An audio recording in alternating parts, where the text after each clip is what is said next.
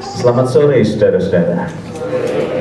Saudara-saudara, ketika Anda memanggil saya, beberapa dari Anda memanggil saya dengan nama Wahyu, saya sampai hampir lupa nama saya sendiri, saudara-saudara. Ketika saya melayani di Surabaya 14 tahun yang lalu, orang lebih mengenal saya, saudara-saudara, dengan sebutan yang kemudian digunakan di radio. Orang menyebut saya pendeta WP begitu saja, saudara-saudara, karena begitu Anda tahu pelayanan di radio, kalau Anda ingat di Indonesia, pelayanan di radio, penyiar radio itu semua namanya keren-keren kan gitu ya. Nah itu ternyata bukan nama asli, bukan nama KTP gitu. Jadi 14 tahun yang lalu ketika saya melayani di radio, saya menggunakan nama tengah ini, saudara-saudara, yang saya pilih sendiri, WP gitu ya. Kenapa nggak pakai nama Wahyu? Karena nama Wahyu waktu siaran di radio itu, nama Wahyu sering dianggap terlalu mainstream, produk deso gitu. Dan bisa disalah mengerti laki-laki atau perempuan. Karena itu kemudian diganti dengan nama panggilan WP. Panggil saja begitu, saudara-saudara. Nah, saya ingin menyampaikan beberapa hal supaya Anda lebih mengenal siapa yang berbicara kepada Anda. Tak kenal maka tak sayang, sudah kenal pun belum tentu sayang. 14 tahun dalam pelayanan saya sampai sekarang, saya melayani di sebuah gereja kecil di Jalan Ngagel Jaya Utara 81. Ngagel Jaya Utara 81 itu, saudara-saudara, ada di pojokan dekat dengan sungai. Kami punya sedikit variasi, kalau musim hujan pasti akan ada air di sini gitu ya. Jadi ketika saya lihat ini tadi ke basement gitu, saya bersuka cita. Ini kalau di Indonesia bisa jadi kolam renang tiba-tiba gitu. Kami ada sekitar 1.300-1.400 orang yang berhimpun bersama dengan kami tiap minggunya di gereja yang kecil itu. Saya atur waktu hidup saya antara gereja dan keluarga, saudara-saudara. Ini sengaja memang ditampilkannya hitam putih, saudara-saudara, supaya kelemahan, keterbatasan itu nggak kelihatan dengan jelas gitu ya. Kulit saya agak gelap, saudara-saudara, tapi Tuhan mengaruniai saya istri yang berkulit terang. Jadi di dalam pernikahan kami gelap dan terang bisa bersatu. Tapi kalau Anda lihat anak-anak kami, saudara-saudara, kalau lihat versi colornya, Anda akan menemukan bahwa firman Tuhan itu ya dan amin, bahwa terang akan mengalahkan kegelapan. Mereka persis dalam banyak hal seperti mamahnya. Dan istri saya namanya Vanda. Saya sudah pacaran dengan dia 7 tahun sebelum menikah. Jadi istri saya suka ngomong begini, sepanjang hidup saya cuma kenal satu laki-laki, yaitu kamu, katanya. 7 tahun pacaran, kami sudah menikah kurang lebih, pria itu selalu nggak ingat berapa tahun ya, saudara-saudara. 11 tahun lah, saudara-saudara. 11 tahun tambah 7 tahun, bayangkan 18 tahun, kata istri saya cuma kenal satu laki-laki, yaitu kamu.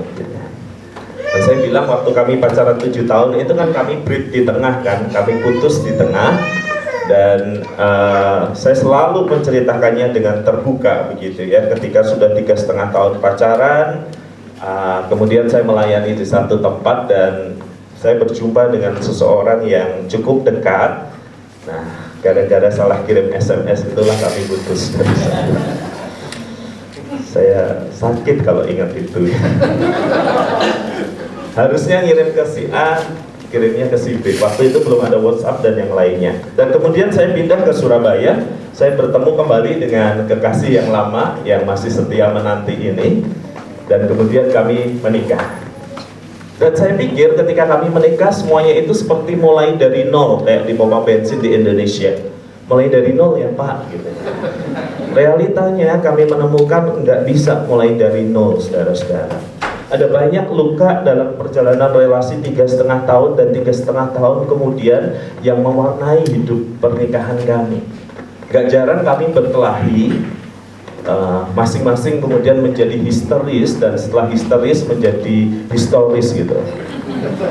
Yang diingat yang sudah lewat, yang diingat yang sudah lampau, dan perjalanan itu sungguh tidak mudah walaupun kami sudah mengenal selama sekian tahun.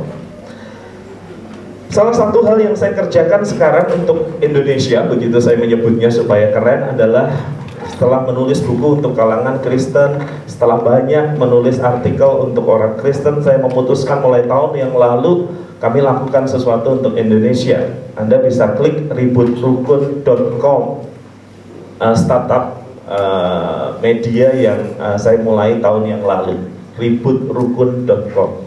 Banyak orang mengatakan kenapa judulnya bukan hiduprukun.com. Enggak, relasi itu isinya cuma dua, ribut kemudian rukun, kemudian ribut lagi, rukun lagi. Nah, di antara ribut dan rukun itu ada ruang untuk belajar.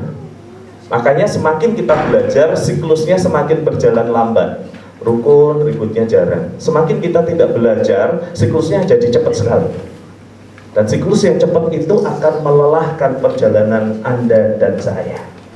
Dan ini hidup saya, saudara-saudara, alamat email jelas menggambarkan perjalanan hidup yang saya lalui. Nanti kita bicara beberapa hal. Kemarin ada orang mengirim kutipan ini, saudara-saudara, melalui WhatsApp di akun saya. Saya tidak tahu siapa penulis aslinya, tetapi inilah yang dikirimkan kepada saya. There is no perfect family, we have no perfect parents, we are not perfect, do not get married to a perfect person, neither do we have perfect children. Kita orang-orang yang gak sempurna. Dalam bahasa yang lebih sederhana, kita orang-orang yang terluka. Dan orang-orang yang terluka itu pasti akan melukai. Sebentar, ini agak tidak stabil. Kalau saya tanpa pakai ini bisa terdengarnya? Bisa ya? 6 tahun saya bekerja sebagai petugas sound system, jadi agak sensi kalau yang kayak begini ya, saudara. Oke, semoga cukup. Oke ya, thank you. Mestinya dia ada di depan Pak, saya di belakangnya. Dia lebih maju, Bapak selalu akan feedback. Thank you Pak, thank you. Ya kan, sedikit lebih baik kan, walaupun gak sebaik aslinya. Dan kita telah mengeluh tentang kita telah mengeluh tentang satu dengan yang lainnya, kita menjadi kecewa satu dengan yang lainnya. Itu realitanya. Dan bahkan realita ini Anda dan saya bisa jumpai ketika kita membaca helai demi helai dari apa yang dikatakan oleh Alkitab. Anda dan saya akan menemukan kisah-kisah tentang keluarga yang tidak sempurna yang ada di Alkitab kita. Saya akan ambil beberapa kisah itu. Yang pertama, kelemahan pribadi anggota keluarga sebagai sumber luka keluarga. Ada kisah-kisah yang di dalam catat di Alkitab bahwa kelemahan pribadi anggota keluarga itu akan mempengaruhi bagaimana dia berelasi dengan orang lain dan juga dengan keluarganya. Salah satu yang kemudian nampak jelas adalah kisah dari Hakim-Hakim 11 ayat 29. Perhatikan deskripsi yang dikatakan di ayat ini. Lalu roh Tuhan menghinggapi Yefta. Ia berjalan melalui daerah Gilead dan Manasya dan selanjutnya. Nah, saya ingin menarik perhatian kita pada kalimat lalu roh Tuhan menghinggapi Yefta. Jadi dalam perspektif PL, kalau Tuhan mau memakai seseorang, roh Tuhan itu menghinggapi dia. Nah, Anda tahu bahwa ketika roh Tuhan itu menghinggapi dia, maka dalam kondisi seperti itu Yefta bernasar. Jika engkau sungguh-sungguh menyerahkan Bani Amon ke dalam tanganku, maka apa yang keluar dari pintu rumahku untuk menemui aku pada waktu aku kembali dengan selamat dari Bani Amon, itu akan menjadi milik kepunyaan Tuhan, dan aku akan mempersembahkannya sebagai korban bakaran. Perhatikan, ini nasar dari orang yang dipenuhi roh Tuhan. Nah, coba Anda bayangkan kalau Anda seorang pria lagi berhadapan dengan deal bisnis tertentu dan kemudian Anda mengucapkan nasar seperti ini. Kalau saya dapatkan deal bisnis itu, apapun yang keluar untuk menemui aku dari pintu rumahku, dari pintu apartemenku, akan aku persembahkan kepada Tuhan sebagai korban bakaran. Nah, bayangkan Anda pria mengucapkan nasar seperti itu dan istri Anda mendengar, atau setidaknya tahu tentang nasar yang Anda ucapkan. Tidakkah dia akan was-was? Pertanyaannya adalah, mengapa orang yang dipenuhi roh Tuhan bisa mengucapkan nasar yang sembrono ini? Dipenuhi roh Tuhan, tetapi perkataannya tidak mencerminkan kehadiran Tuhan. Apa yang ada di dalam benak Yefta akan datang keluar dari pintu rumahnya. Binatang peliharaannya, Lalu bagaimana kalau yang datang istrinya? Kesempatan ganti istri baru. Lalu bagaimana kalau yang datang adalah anaknya, satu-satunya? Nasar adalah janji sukarela yang kalau sudah diucapkan tidak boleh ditarik lagi. Dipenuhi roh Tuhan, tetapi sembrono. Dan kesembronoan di dalam hidup adalah tanda dari hidup yang terluka. Dan kita tahu apa yang terjadi. Ayat 32 mencatat bahwa Yefta itu menang. Tuhan menyerahkan mereka ke dalam tangannya. Ia menimbulkan kekalahan yang amat besar. Disertai roh Tuhan, menang sebagai pejuang. Tetapi ketika dia pulang, ketika Yefta pulang ke Mispa, ke rumahnya, tampaklah anak perempuan keluar menyongsong dia. Dia menang, dia dihormati. Tetapi ketika yang keluar dari kemahnya adalah anak perempuannya, lalu Alkitab mengatakan dikoyakkannya lah bajunya sambil berkata, "Ah anakku, engkau membuat hatiku hancur luluh. Engkaulah yang mencelakakan aku. Aku telah membuka mulutku bernasar kepada Tuhan dan tidak dapat mundur." Menang di dalam peperangan, tetapi tidak bisa mengendalikan diri, walaupun dipenuhi roh Tuhan. Sekarang anaknya yang jadi korban. Kalau Anda istri dari Yefta, kira-kira apa yang Anda rasakan? Harus kehilangan anak perempuan satu-satunya, dipersembahkan kepada Tuhan sebagai korban bakaran. Apa yang Anda rasakan menyaksikan anak Anda dibakar sebagai korban persembahan kepada Tuhan? Memang tafsiran lain ada yang mengatakan, oh anaknya itu tidak betul-betul dibakar, tetapi dia tidak menikah seumur hidupnya. Oke, kalau itu anak tunggal Anda dan tidak menikah seumur hidupnya, maka hancurlah semua impian untuk mempunyai cucu dan keturunan, bukan? Dipenuhi roh Tuhan, tetapi menyimpan luka di dalam hati, dan luka itu muncul dalam bentuk ucapan yang sembrono. Pertanyaannya kenapa? Kok bisa? Apa yang terjadi? Kalau kita periksa hidup Yefta, maka ada 3 episode dalam kehidupannya. Episodenya adalah, dia pertama adalah anak Gilead dengan perempuan sundal. Ini kalau ada anak sekolah minggu di gereja selalu nanya, sundal sama sandal apa bedanya? Saya selalu menjelaskan, nah maksudnya perempuan sundal itu bukan perempuan yang baik-baik gitu. Sundal, jelas Gilead seorang tokoh dengan perempuan sundal. Dan kemudian ketika membesar dalam hidupnya, dia diusir oleh saudara-saudaranya. Ayah sama, ibu beda. Karena itu kamu mesti pergi. Dan Alkitab mencatat dia bergabung dengan kelompok perampok. Ini di kelas remaja anak-anak nanya, Pak kenapa waktu Yefta diusir dari rumah kok gabungnya dengan perampok? Kenapa nggak kerja jadi capster salon misalnya? Atau kenapa nggak kerja yang lain? Nah, pertanyaan yang bagus kan saudara-saudara, dia yang ditolak oleh saudara-saudaranya memilih kerja bergabung dengan kelompok perampok. Apakah itu tidak ada korelasi dengan penolakan yang dia alami, luka yang dia alami? Dan kemudian ketika dia jadi perampok, dalam salah satu episode dalam hidup orang Israel, tua-tua itu meminta dia menjadi pemimpin Israel. Ketika mereka kalah terus-menerus, mereka berpikir, kita harus nyari yang profesional nih. Siapa yang kita punyai? Yefta, biasa merampok. Kita ambil dia jadi pemimpin, tetapi syaratnya dia harus mengalahkan orang Amon dulu. Dan Alkitab mengatakan bahwa di dalam segala ketidaksempurnaan Yefta, roh Tuhan itu menyertai. Menang. Tetapi harga yang harus dibayar untuk kemenangan itu besar. Yefta mengucapkan nasar yang sembrono karena sangat ingin memenangkan peperangan dan menjadi pemimpin Israel. Dulu kamu menolak saya, sekarang kamu minta saya jadi pemimpinmu dan saya harus membuktikannya. Saya akan buktikan. Saya akan buktikan bahwa saya bisa menang dengan pertolongan Tuhan, dan itu terbukti. Mengapa dia sangat ingin menang? Jelas saudara-saudara, penolakannya di masa lalu mengakibatkan kehausan penerimaan di masa kini. Luka di dalam hidupnya yang lalu mengendalikan perkataannya di masa kini, menghancurkan masa depan anaknya. Dipakai Tuhan, iya. Tetapi luka itu tetap menganga.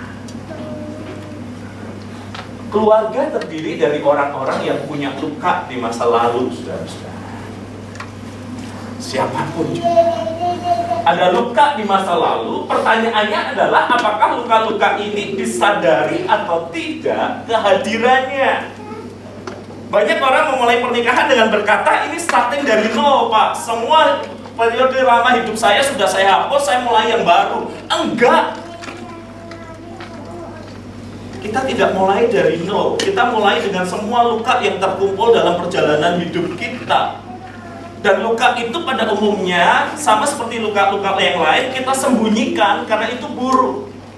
Kita sembunyikan dari pasangan kita. Kita nggak mau pasangan kita tahu luka kita. Baru kalau terpaksa, baru dibuka. Seorang pria datang pada saya lalu berkata begini, Pak WP, saya itu bingung ya. Seminggu setelah menikah, istri saya itu ketika pergi ke kantor, di rumah itu didatangin orang-orang badannya gede-gede. Saya pikir ini mantannya istri, tapi kok mantannya banyak. Ini siapa gitu? Mereka nggak ngomong, mereka nggak ngapa-ngapain, mereka cuma muncul di depan. Sampai akhirnya setelah berulang kali nggak bisa ketemu dengan istri saya, salah satu orang yang badannya gede itu ngomong, kamu barusan nikah ya? Iya. Kamu tahu nggak istrimu itu masih utang 150 juta dan belum dibayar? Sang suami syok, lalu menelpon istrinya, dia bercerita, saya telepon istri saya, Pak. Dan istri saya diam lama di telepon, saya marah, saya bentak dia, sampai istri saya ngaku, betul, aku utang 150 juta. Nah, ketika pengakuan ini sudah diberikan, maka respons pria adalah, kenapa tidak dari dulu? Kenapa kamu sepertinya menipu aku? Dan yang perempuan berkata, kamu mengerti sekarang kenapa uang hasil sumbangan pernikahan itu saya bawa semua? Saya pikir kita bisa mulai dengan mendapatkan dari sumbangan 150 juta, saya ambil semua, kamu sudah setuju waktu itu, dan saya tutup utang dan start dari nol.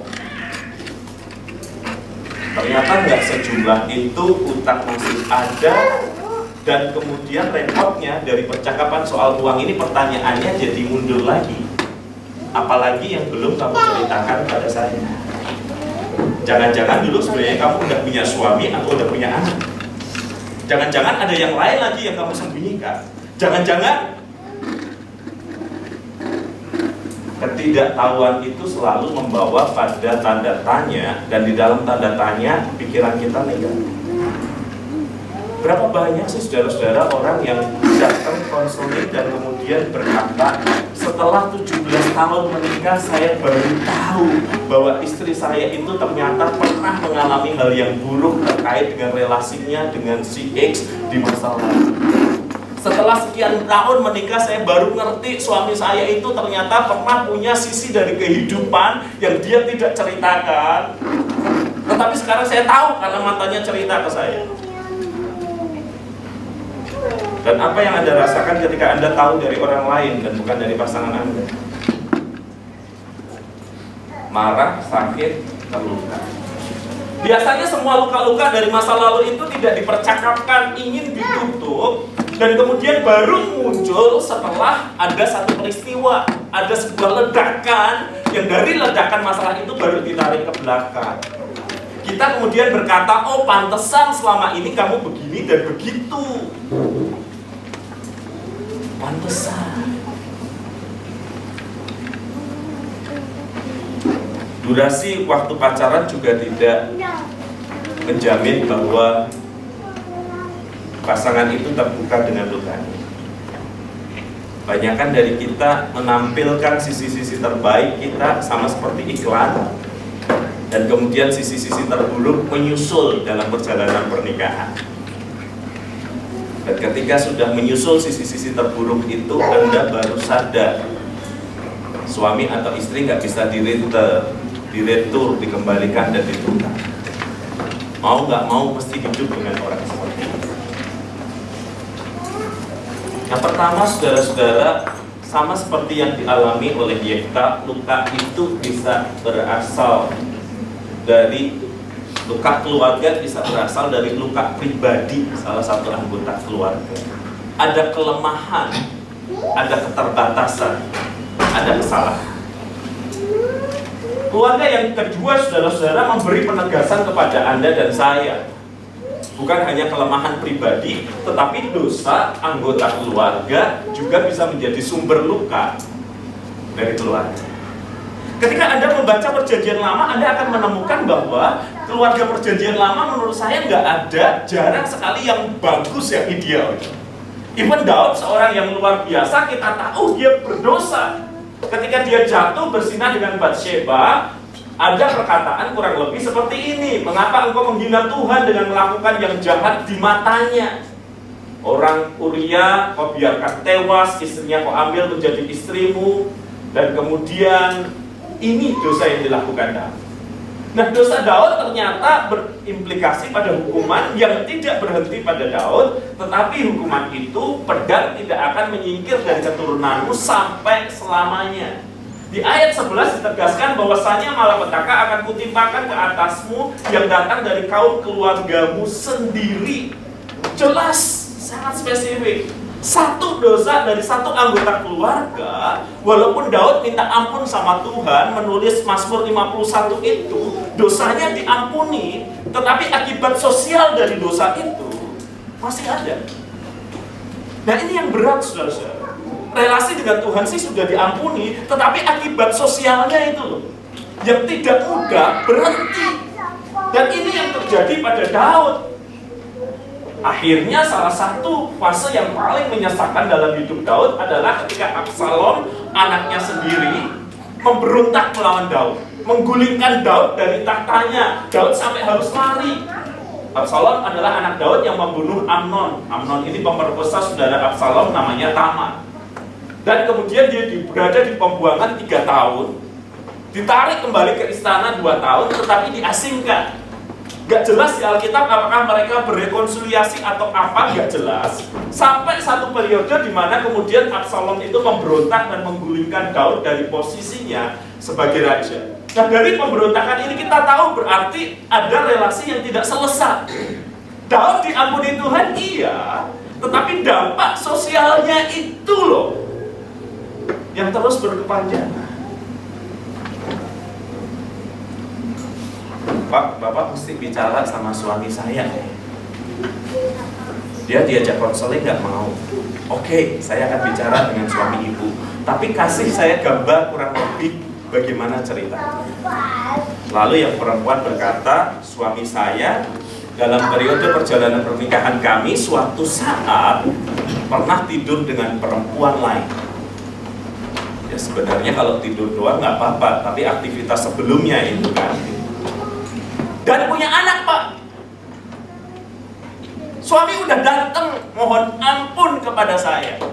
Saya sudah ampuni suami saya. Jangan diulangi lagi.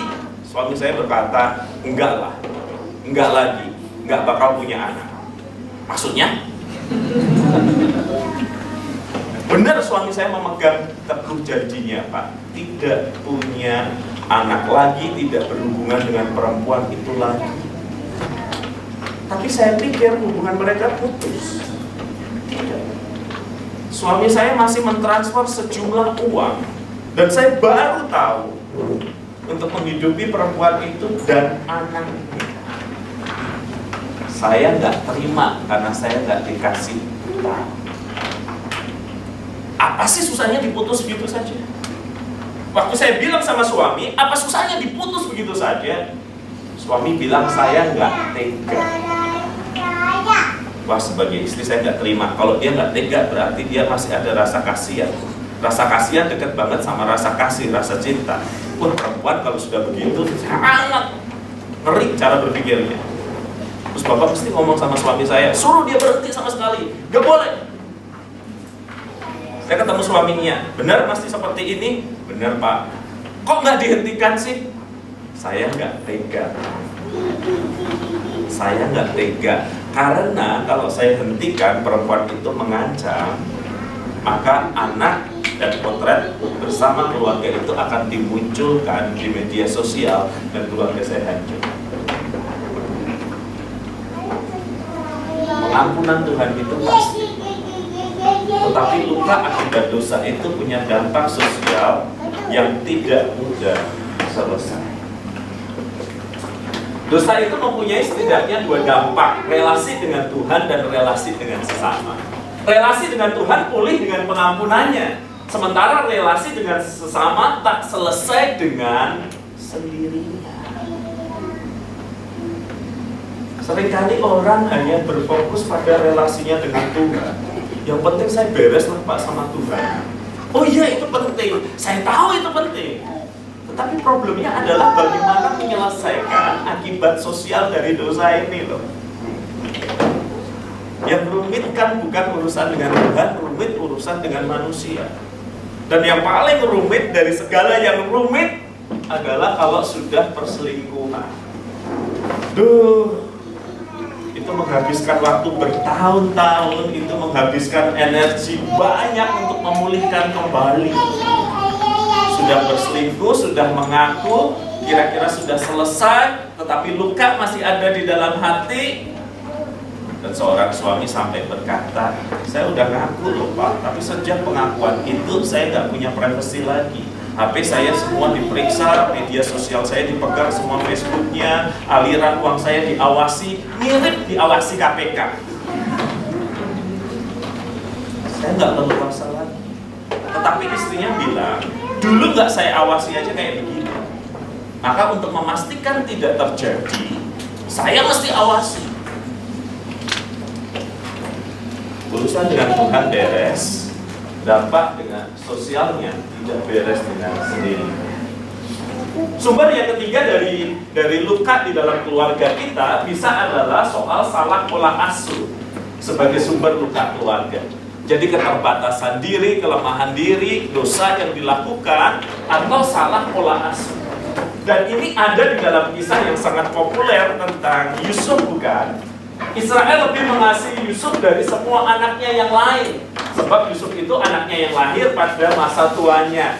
Pasti kan begitu kan, orang tua dengan anak yang terakhir itu lebih lembut daripada anak yang pertama gitu. Anak pertama dikerasin, anak yang kedua makin lembut, anak yang ketiga sangat lembut. Pada umumnya seperti itu. Ia menyuruh membuat jubah yang maha indah bagi dia.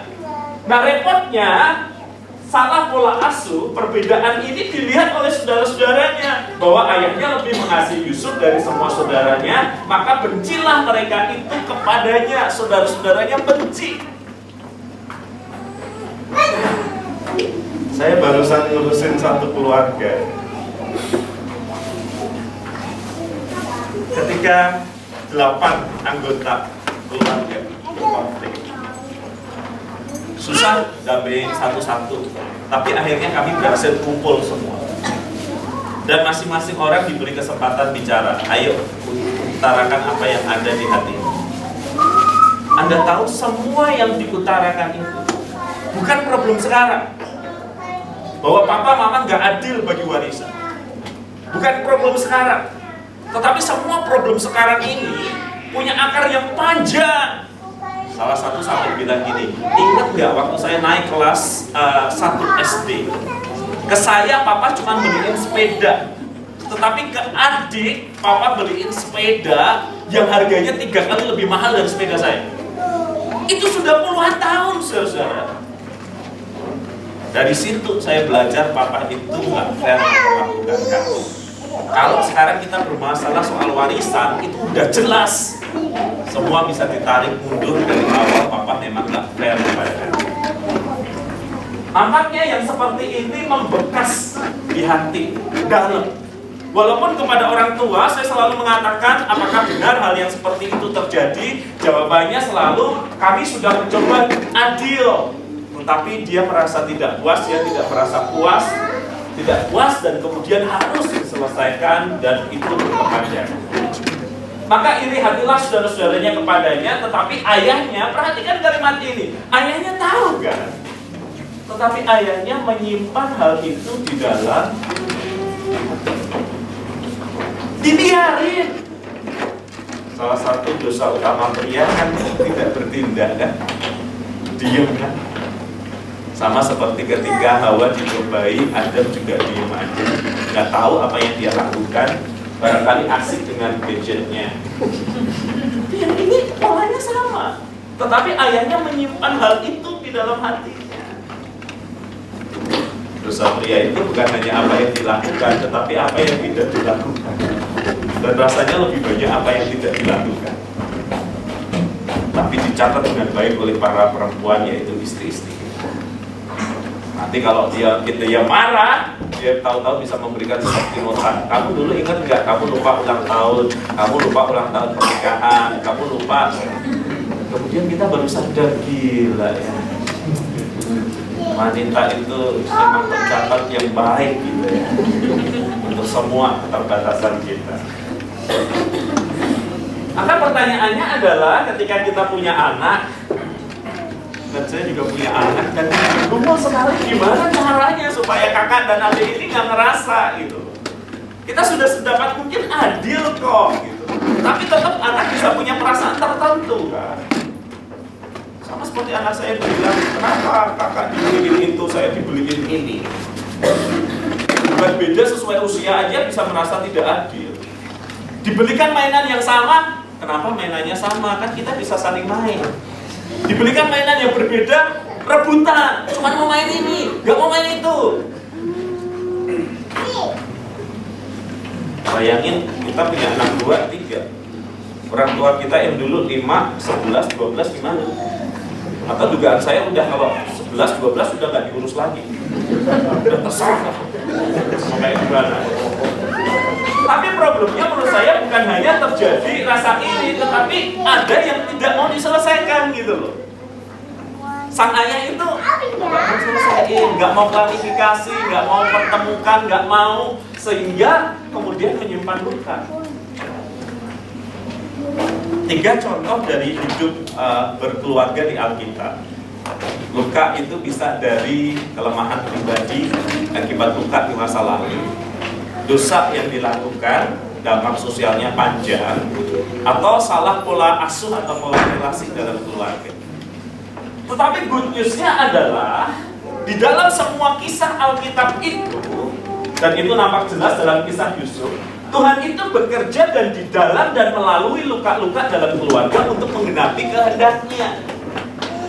Yefta yang terluka dipakai Tuhan, Daud yang terluka, yang melakukan dosa dipakai dan diampuni Tuhan.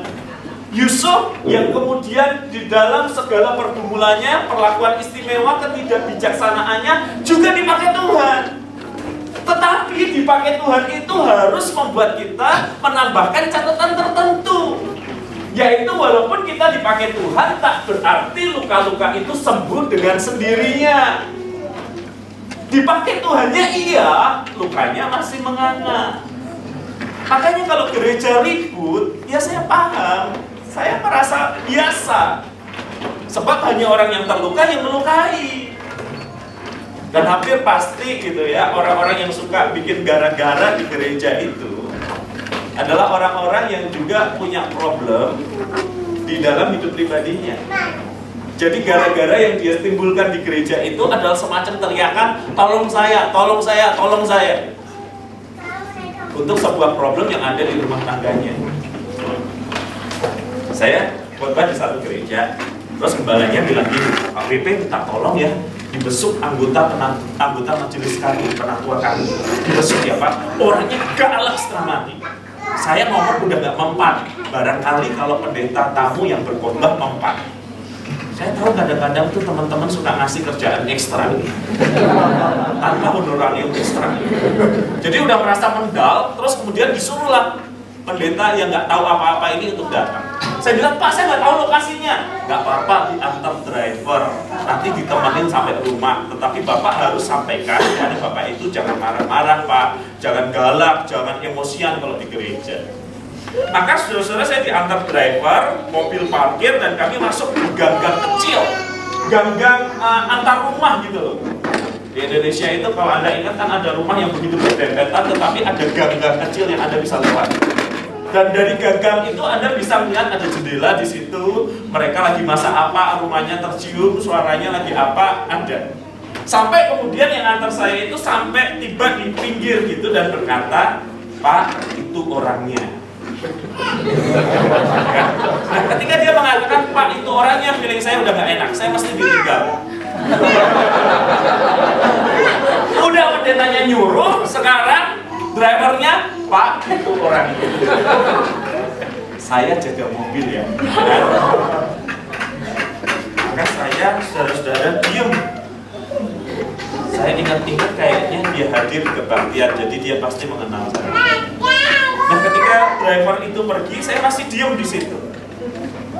Tiba-tiba dari sebelah terdengar teriakan, "Sudah selesai atau belum, Pak? Cepat kalau nyamuk, bawa sini. Laki-laki kok lambat." Sebelah seorang perempuan dengan tangan menunjuk dan wajah garang. Dan si bapak itu berjalan mendekati istrinya dengan wajah berbeda. Nah, ini mulai mencoba merangkai rangkaian ini. Kata Pak Gembala tadi yang memberi kerjaan ekstra, dia di gereja galak banget, tak jarang menantang berkelahi. Tetapi di rumah dia seperti kata lagu, bertekuk lutut di kerling wanita. Jinak. Setelah istrinya masuk, saya samperin si bapak. Dia ingat saya, APD ya. "Kenapa kesini, Pak?" "Saya diminta Pak Gembala ngomong ke Bapak." "Pak Gembala titip pesan apa?" "Pak, kalau di gereja jangan galak." Saya ngomong apa adanya aja.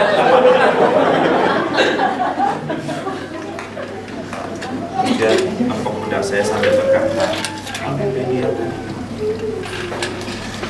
"Jadi ngerti nggak kenapa saya galak gitu? Di rumah saya nggak punya kuasa. Tapi kalau di gereja." Ketika saya laporkan kepada gembalanya, dia langsung, Pak Gembalanya ngomong, "Oh, lain kali kalau rapat saya ajak aja istrinya." Selesai sudah masalah.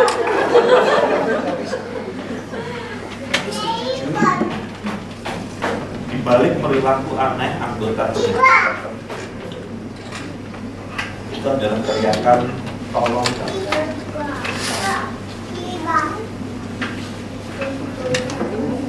Ketika saya memasuki pelayanan baru, saya itu pernah dicaci maki, harafiah dicaci maki oleh seorang tante lewat telepon. "Jangan mentang-mentang kamu gini, jangan mentang-mentang kamu gitu." Sampai berpikir jenis ini nggak bisa diusir kecuali dengan saya merasa nggak ada salah apa nih, lagi telepon dengan acara, tiba-tiba dia memaki saya, harafiah memaki setengah jam lagi, terus. Sampai saya tanya, "Tapi saya salah apa sih?" "Banyak salahmu, tahu nggak?" Aduh, mulai lagi. Ini karena kepentingan acara gereja, saya sering harus berurusan dengan si tante ini. Wajahnya sama sekali nggak bersahabat. Sampai suatu kali 5 tahun kemudian dalam sebuah retreat, si tante baru datang. Dan kemudian dia berkata, "Pak WP sekarang manggilnya suka Pak. Dulu enggak." Saya mau ngomong, "Oh iya, kenapa?" "Saya mau minta maaf ya untuk tanggal sekian, jam sekian sampai jam sekian. Pak WP masih ingat nggak waktu saya mau ngomongin Pak WP?" Saya bilang, "Masih ingat, lukanya masih ada, sakitnya masih di sini." Terus dia bilang, "Sorry ya Pak, waktu itu kondisi saya lagi nggak stabil." Dan kemudian dia cerita semua masalah. Pertanyaannya, kenapa saya jadi korbannya?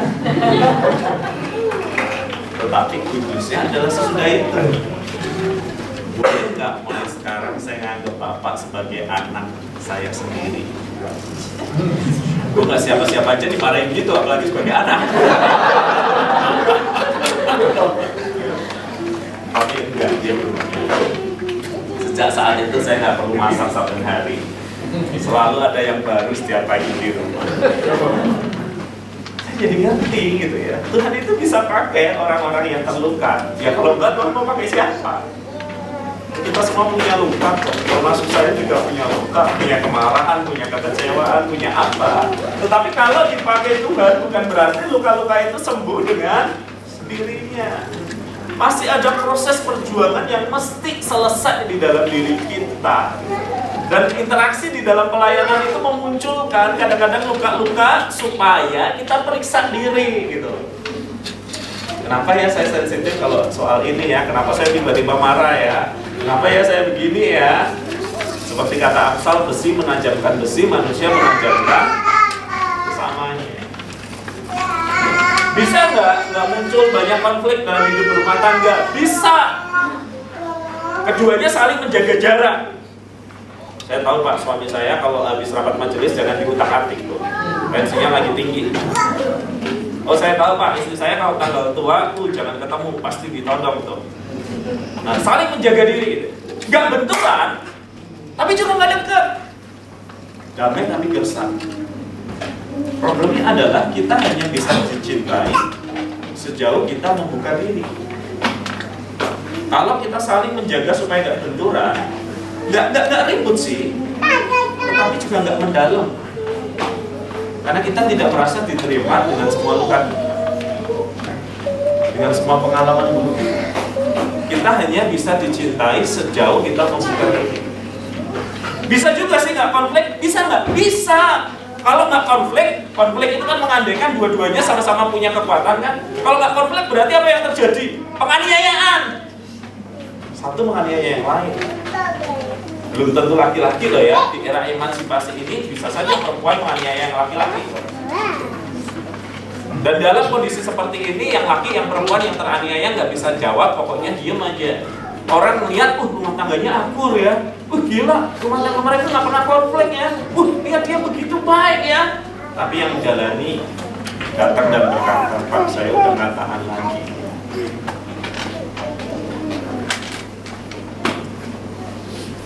Pak WP, saya udah menikah dengan suami saya. Bapak kenal kan suami saya, bukan anggota gereja Bapak, anggota gereja itu. Tapi suami saya aktif pelayanan, Bapak kenal. Oh, si Bapak X. Betul Pak WP. Langsung saya bilang, Bu, beruntung sekali ya punya suami kayak Bapak X. Aktif pelayanan, orangnya lembut, baik. Dan kalau saya ke gereja itu pasti orang memuji. Si Bapak X ini luar biasa. Si Ibu nunggu. Tapi saya mau cerai Pak. Udah 27 tahun saya nggak tahan lagi, saya mau cerai. Loh, cerai sama Bapak X? Iya, saya nggak tahan lagi. Dan kemudian dia cerita. Nah ini tipe yang tadi nggak berkonflik, terlihat akur, bukan karena menjaga jarak, tetapi penganiayaan. 27 tahun saya menahan dan nggak bisa.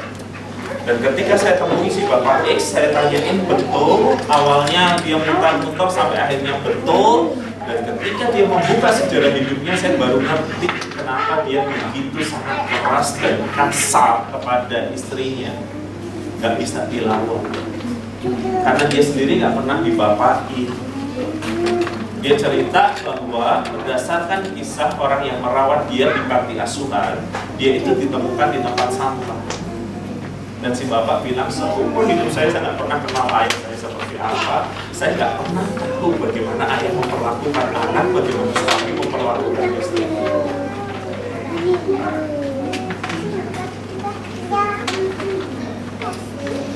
Saudara, Anda ngerti kan sekarang kenapa perintah jemaat selalu kelihatan lebih tua dari umur?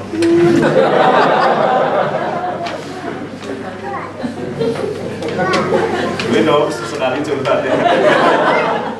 Gila, di usia saya belum menikah, sudah menikah, dengerin cerita-cerita kayak begitu gitu. Padahal umur saya 40 juga belum. Denialnya gede.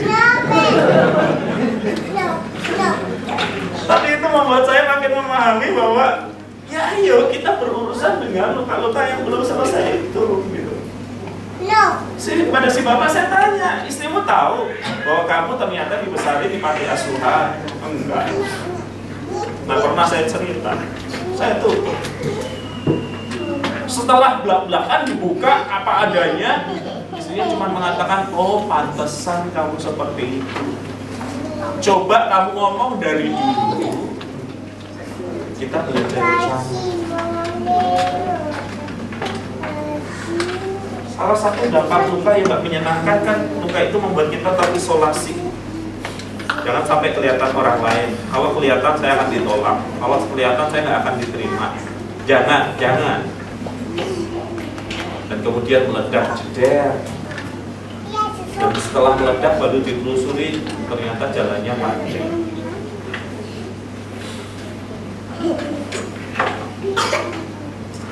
Nah, saya ingin berhenti di sini dulu, saudara-saudara ya, untuk mengajak kita minimal memberi perspektif mendasar dulu. Tuhan mengampuni saya, Tuhan beres dengan saya, iya dan amin. Tetapi apakah saya beres dengan diri saya? Itu adalah hal yang apakah pasangan mengerti luka saya? Itu adalah hal yang lain. Kita hanya bisa dicintai sejauh kita membuka diri. Tapi sayangnya luka itu selalu cenderung untuk mengisolasi kita. Dan mereka yang terluka biasanya ada dalam kesepian yang susah dikatakan, tetapi dirasakan. Nah, saya sih berharap tidak sampai harus terjadi ledakan dulu baru ditelusuri. Tetapi bagian dari percakapan sehari-hari suami istri barangkali harus mesti dikatakan, diceritakan, karena mau tidak mau itu mempengaruhi kehidupan kita. Kisah terakhir ya, kita sedang ada bersama dengan para lansia nih, workshop untuk penyembuhan luka. Fase selanjutnya akan bicara soal menyembuhkan luka. Oke, oma-oma ya, kita akan melakukan ini. Ingat peristiwa yang paling menyenangkan di hati. Tulis. Wah, semua oma tulis. Menikah, punya anak, punya cucu. Wah, semua gembira. Saya pak presentasi, saya presentasi. Oke, kita dengerin semua yang menyenangkan ya. Sekarang bagian yang kedua, tulis peristiwa yang membuat hati oma terluka. 5 peristiwa. Ada yang cepat, cuma 5 pak. Saya punya banyak. Ya terus banyak gimana pak? Ada yang langsung menutup kertasnya. Saya nggak mau bicara itu lagi Pak Wipe. Tuhan udah ampuni suami saya.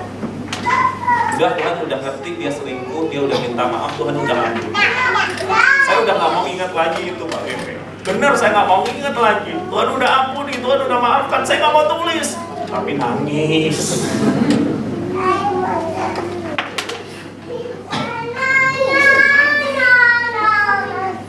Ternyata kita bukan buku yang bisa ditutup dan ditahan.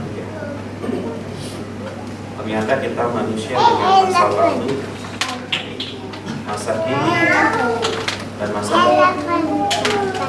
Dan apa yang terjadi di masa lalu mempengaruhi masa kini, mempengaruhi masa depan. Karena itu yang paling menghambat pemulihan sebenarnya adalah ketika orang berkata, saya dari dulu memang situ mau apa.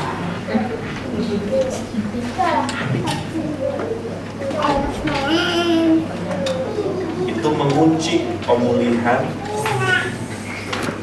dan tidak menyelesaikan luka. Itu seperti menyimpan sampah di rumah atau di apartemen Anda. Cuma masalah waktu, tikus itu akan datang dan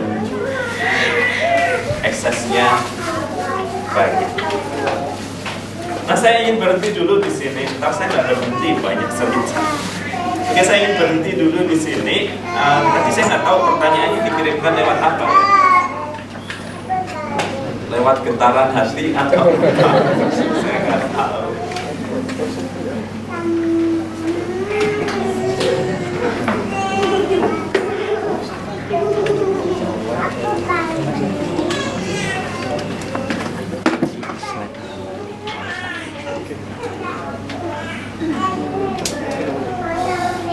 Kalau sudah ada yang masuk boleh dibacain dulu saja. Kalau nggak ada gantian saya tanyain satu-satu. Halaman 1. Mau bikin pujian dulu boleh? Atau mau share?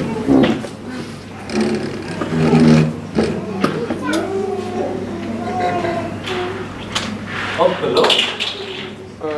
Iya, teman-teman bisa akses ke sini. Wifi-nya itu, passwordnya ada di bawah itu ya. Terus akses ke slido.com. Terus ID-nya yang hex KKM OCT 16.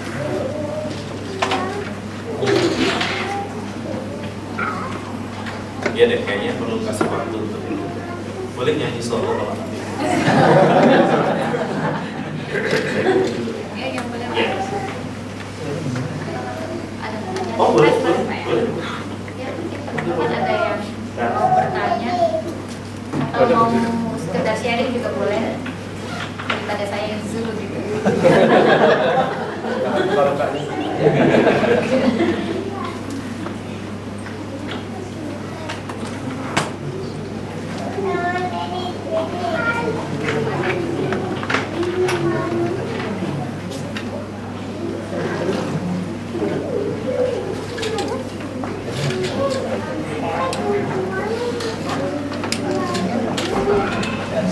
Ada yang masuk ya? Sudah pinter-pinter ini Pak, berarti Pak ada yang tanya. Banyak lagi ketik. Bang Reno kayaknya mau tanya nih, udah siap-siap gitu positif.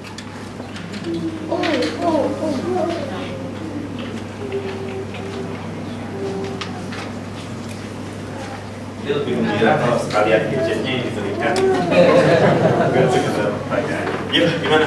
Oke. Ini Pak, saya pernah mendengar tentang inner healing untuk menyembuhkan luka. Apa itu inner healing? Iya. Saudara-saudara, ada banyak cara untuk berurusan dengan luka batin ya. Boleh cerita beberapa pengalaman ya. Jadi ada beberapa model sebenarnya yang orang pakai untuk menyelesaikan luka ini.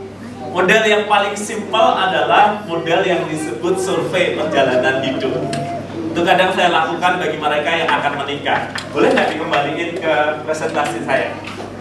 Sederhananya model, bagi saya ini model yang paling rasional, yang paling logis gitu.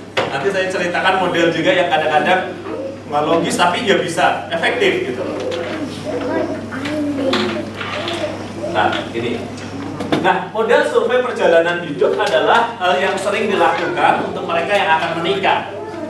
Pada umumnya saya akan meminta mereka gini, tulis 5 peristiwa yang paling membahagiakan hidup Anda. Itu cepat, itu selesainya oke. Kemudian tulis 5 peristiwa yang paling menyedihkan dalam hidup Anda. Itu cepat, udah. Dan kemudian dibuatlah sebuah grafik seperti ini secara sederhana. Ini tahun terjadi, ini peristiwanya. Kalau hal yang baik di atas, hal yang buruk di bawah. Nah, kita tidak punya masalah dengan hal-hal yang di atas. Problem kita adalah dengan hal-hal yang di bawah ini, yang meninggalkan luka, trauma, sakit hati, rasa tertolak, dan yang lain. Nah, yang unik adalah ketika dia sudah mengerjakan ini, misalnya ini untuk yang akan menikah, saya minta dia tukar dan cerita sama pasangannya. Apa yang tertulis itu bisa menjadi percakapan yang hidup dan kemudian jadi lebih ngerti. Oh, makanya waktu pacaran kamu begini, saya ngerti. Oh, makanya waktu kita pacaran kamu itu agak posesif. Oh, saya ngerti pengalaman-pengalaman kehilangan itu.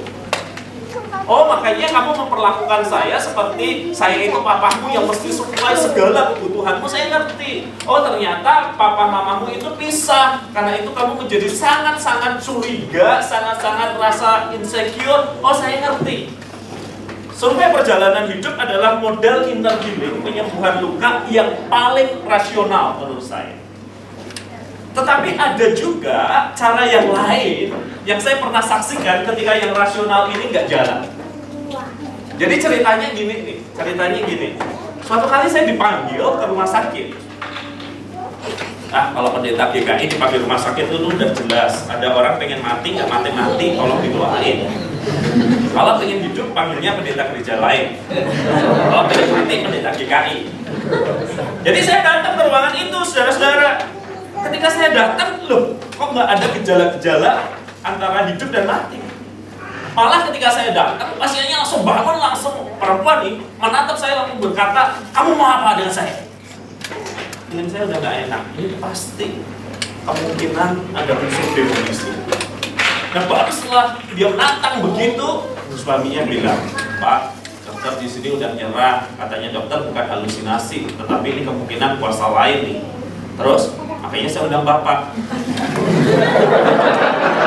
Ngomong kayak dari tadi. Saya kan bisa bawa tim untuk itu. Nah, ringkas cerita, di ruang VIP itu betul dia dalam posisi di mana dirasuk oleh kuasa yang lain. Dan proses pelayanan itu jalan panjang. Keluar masuk, diusir, datang lagi, diusir, datang lagi, diusir, datang lagi, sampai salah satu anggota tim itu bilang gini, Pak, kayaknya ini ada unsur dia nggak bisa ngampuni nih. Saya nggak tahu jelasinnya, tetapi kayaknya gitu. Suruh dia minta mengampuni, entah siapa yang diampuni nggak tahu Pak. Pokoknya dia harus rilis pengampunan. Ya sudah, ketika dia lagi ada normal, kemudian kita ajak bicara itu ya. Oh, ini dia lagi high on off gitu ya. Ini lagi dia beneran, ini bukan kuasa yang lain. Terus dia ngomong.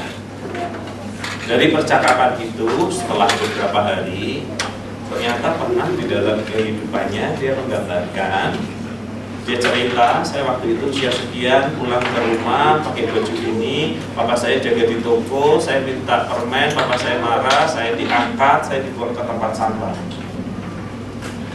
Dan langsung pada detik selanjutnya dia berubah. Tetapi saya mau papa saya di neraka. Makanya saya bosan nonton film horor.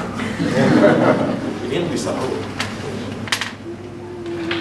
Dan kita kan bingung kan, saudara-saudara, waktu yang kayak begini kita terbatas selesainya gimana? Masa dalam kondisi dirasuk kita suruh dia mengampuni? Kan nggak bisa, harus dalam kondisi dia sadar gitu. Terus ada seorang rekan yang mempraktekkan metode yang menurut saya nggak rasional ini gitu. Nggak rasional bukan berarti salah ya, cuman saya baru ngerti saat itu.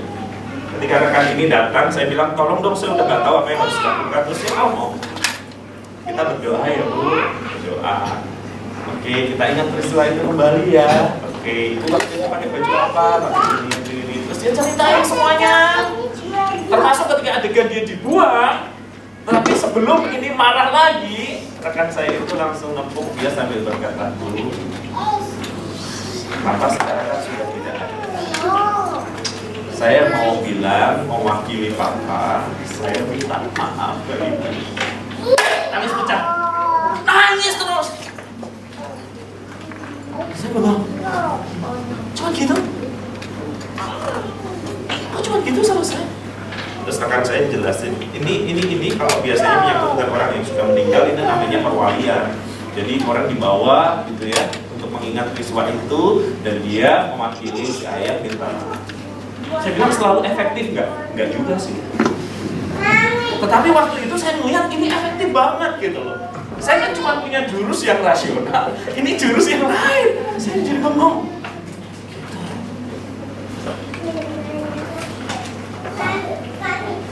Cara lain, alternatif yang lain yang seringkali digunakan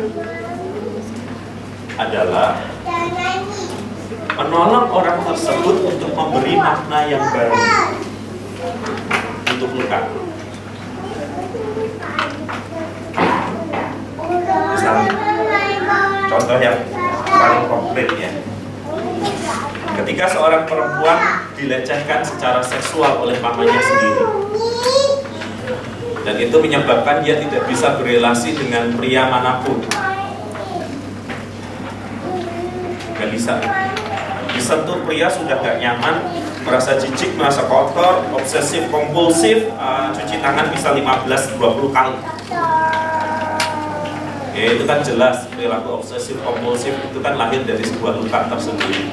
Untuk pintu kamar itu bisa dipastikan cekrek 10 kali. Maka seiring perjalanan waktu, ketika dia bergumul dengan lukanya, dia bisa ditolong dengan cara yang ketiga. Sangat sederhana. Ketika ketika dengan pertemuan sebuah tim kita ngomong setelah kamu mengalami luka dan segala manifestasi yang membuat orang lain itu aneh dan yang lainnya, apa yang kamu pelajari? Jadi bilang, wah Pak, dilecehkan itu, dia mengutarakan semua perasaannya. Nah setelah dia mengutarakan semua perasaannya, terus kami nanya, ada nggak titik balik di dalam hidupmu yang bisa membuat kamu memaknai peristiwa itu kembali? Lalu dia cerita, ketika saya sedang bergumul dengan luka saya, tiba-tiba saya diajak teman Pak besuk satu orang di rumah sakit. Nah, ketika percakapan itu saya tahu apa yang saya alami dialami oleh perempuan itu. Dan perempuan itu bilang sama teman saya, kamu nggak pernah ngerti hati saya, kamu nggak pernah ngerti susah saya, kamu nggak usah berdoa, kamu nggak usah nasihati, kamu nggak ngerti luka saya pernah diginiin. Teman saya diem Pak, dia nggak punya pengalaman itu. Disitulah titik balik dalam hidup saya. Ketika saya berkata sama dia nggak ngerti, tapi saya ngerti. Saya pernah mengalami dan saya ceritakan hidup saya. Ternyata pemulihan itu nggak harus lewat terapi dengan apa gitu ya. Ketika dia berhasil meletakkan makna baru bahwa oke, saya dengan semua luka saya dipakai Tuhan untuk menolong orang yang bermasalah sama seperti saya. Itu udah kayak titik balik dalam hidupnya. Saudara, Tuhan itu nggak kekurangan cara untuk menyembuhkan. Apa yang disebut inner healing yang dulu populer di kelompok tertentu ini menjadi bagian dari apa yang dijalani sehari-hari. Tidak harus berarti mistis, ingat masa lalu, hapus semuanya. Enggak. Kadang-kala lewat percakapan, lewat perjumpaan dengan orang yang senasib, Tuhan bisa pakai itu untuk memulihkan. Kadang-kala harus lewat juga manifestasi yang aneh-aneh diselesaikan, ujungnya ternyata ketidaksanggupan untuk mengatur. Saya yakin Tuhan tidak kekurangan cara untuk menyembuhkan kita, apapun metode inner healing yang kita yakini sesuai dengan keyakinan teologis kita. Tapi dalam prakteknya saya melihat ada banyak cara demi sebuah tujuan, yaitu pulih kembali. Apa yang disebut pulih? Yang disebut pulih adalah dia mengakui luka itu dan dia berhasil memberi makna yang baru.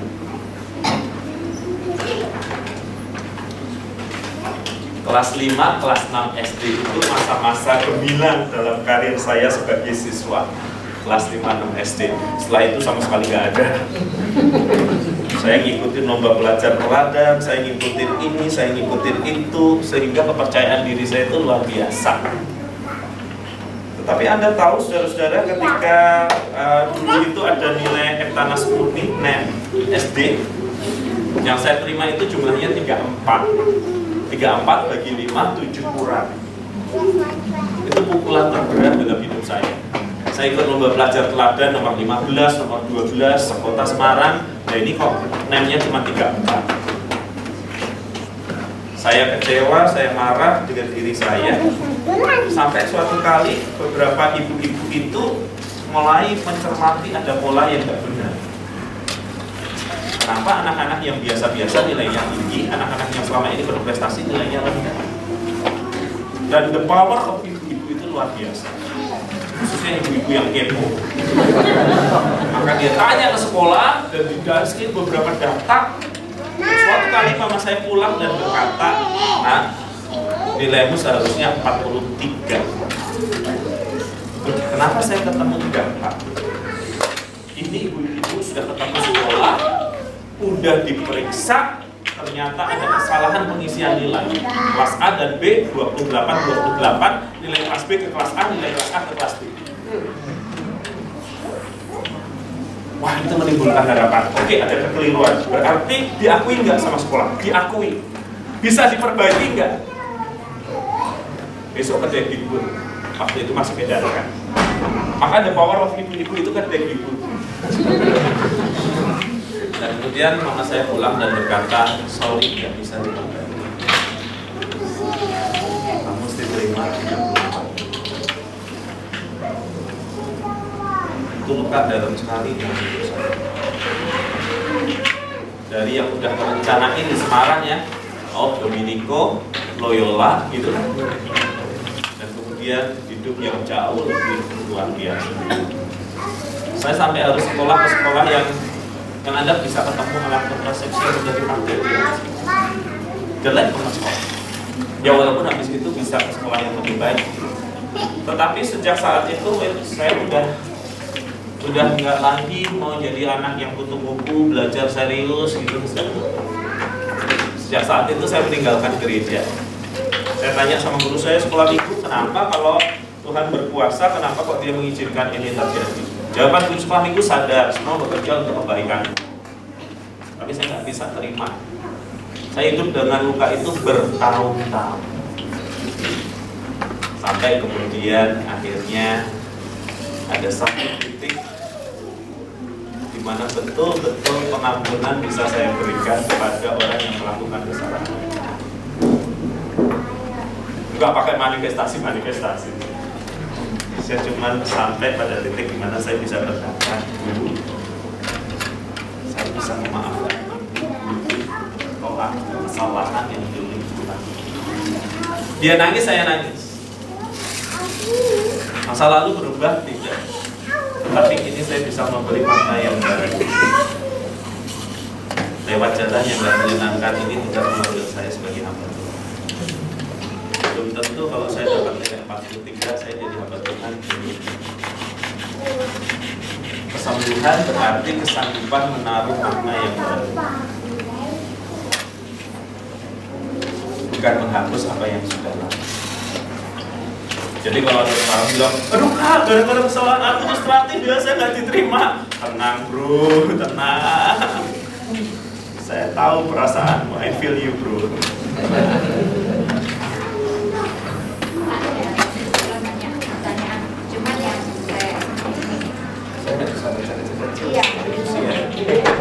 Bacain ya? Iya, dan ada yang tanya, ini kalau tadi yang Bapak cerita itu salah satu cara menyembuhkan luka dengan bantuan orang lain itu bisa ya. Jadi soalnya ada yang tanya, cerita tentang luka tapi bagaimana solusinya untuk menyembuhkan luka-luka itu, apakah ada contoh alkitabiahnya dan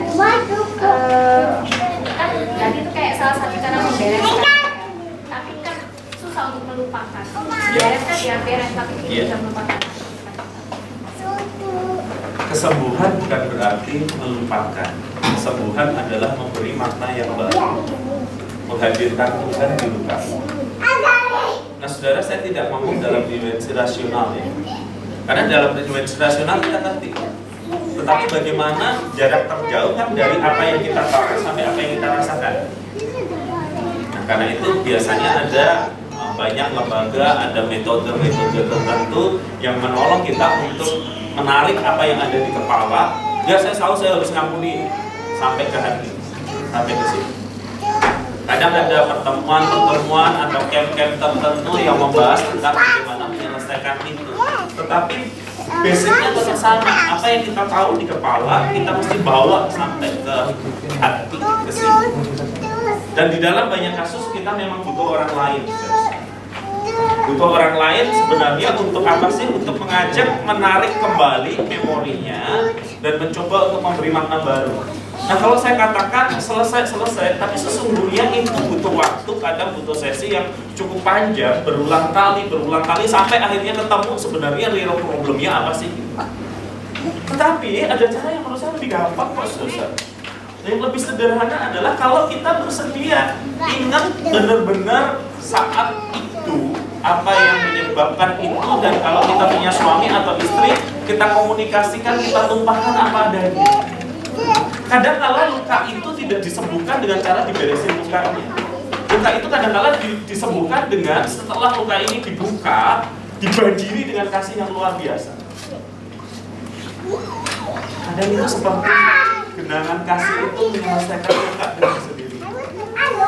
Jadi ada banyak metode, ada banyak cara, tetapi poin terutamanya adalah mengakui, melihat dampaknya, dan kemudian dengan berbagai pilihan cara itu mengizinkan Tuhan untuk hadir di dalamnya. Dan kadang nggak selesai 1-2 jam, kadang 1-2 bulan, kadang berurusan dengannya 1-2 tahun, kadang seperti saya 6 tahun.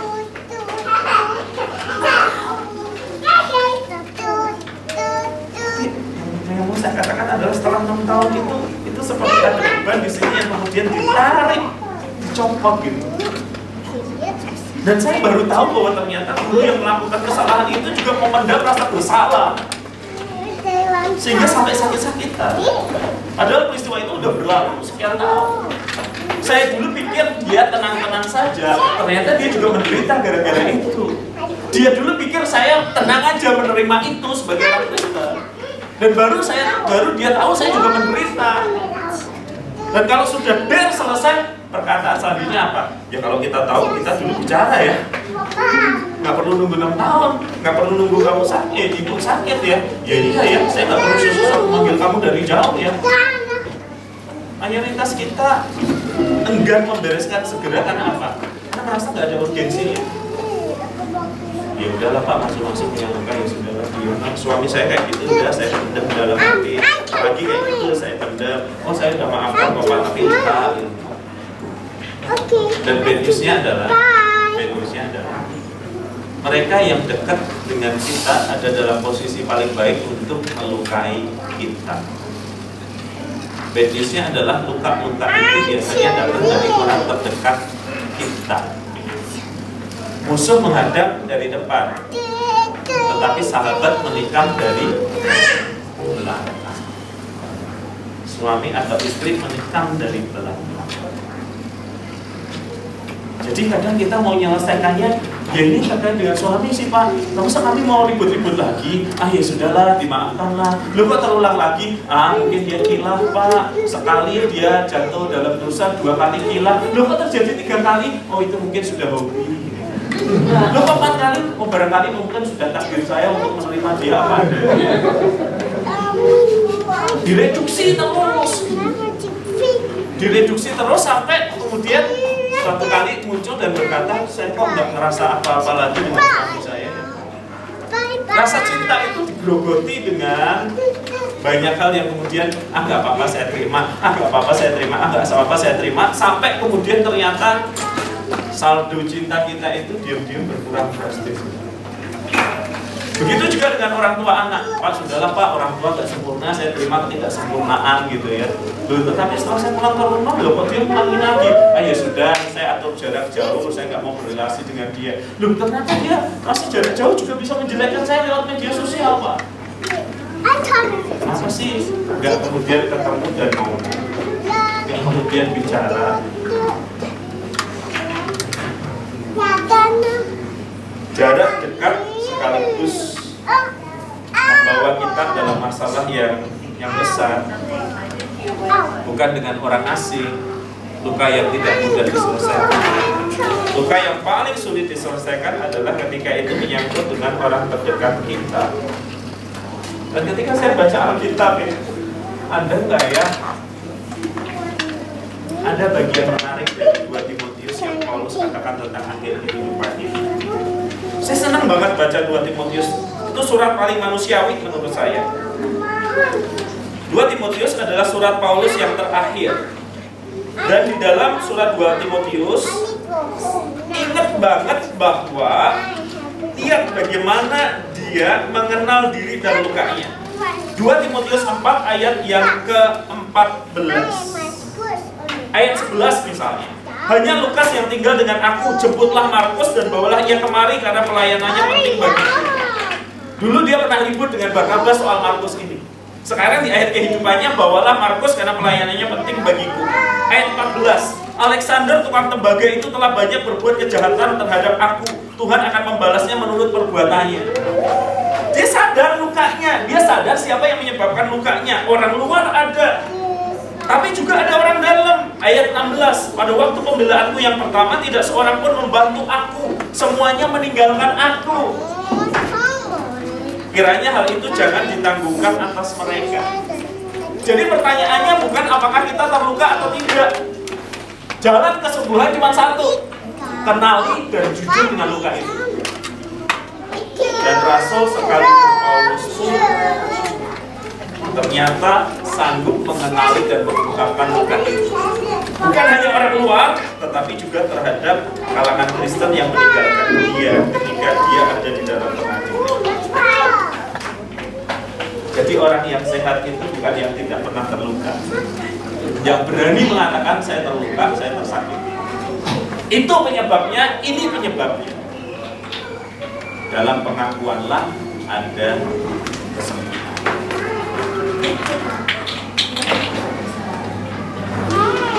Bisa ditutup, sangat bisa.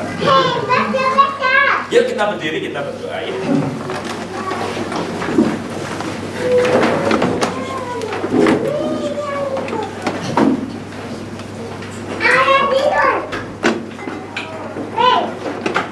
Tuhan, Engkau yang mengerti segala hal yang ada di dalam hati dan pikiran kami. Firman-Mu berkata, Engkau menampung air mata kami di kirbat-Mu.